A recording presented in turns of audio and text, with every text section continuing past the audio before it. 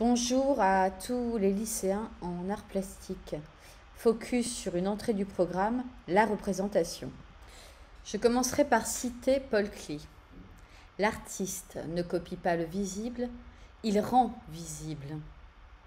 La représentation en philosophie vise à désigner ce qui est présent à l'esprit, notamment ce qui forme le contenu concret d'un acte de pensée.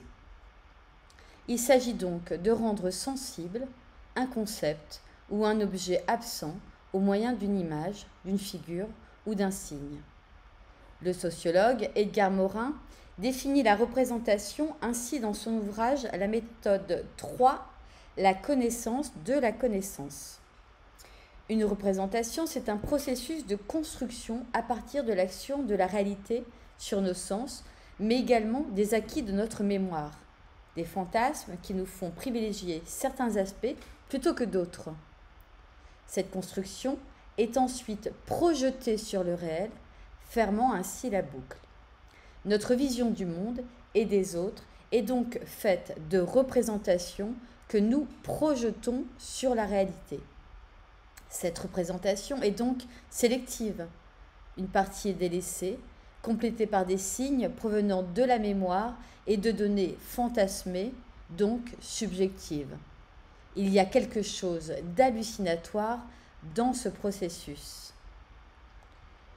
La représentation paraît donc intimement liée aux images mentales.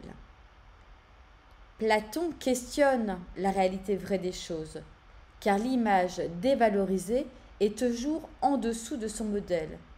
Il s'interroge sur nos certitudes de connaissance de la réalité, car l'image est ce qui renvoie au double, au réel et à l'irréel.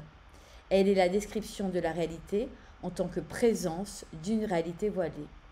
Dans l'image, il y a à la fois du visible et de l'invisible, du perceptible et de l'intouchable.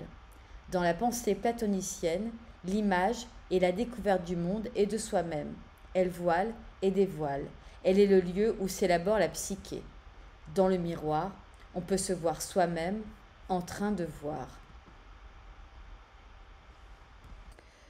Représenter, c'est finalement exprimer une idée que je me fais de la chose à représenter, sans toutefois montrer la chose elle-même.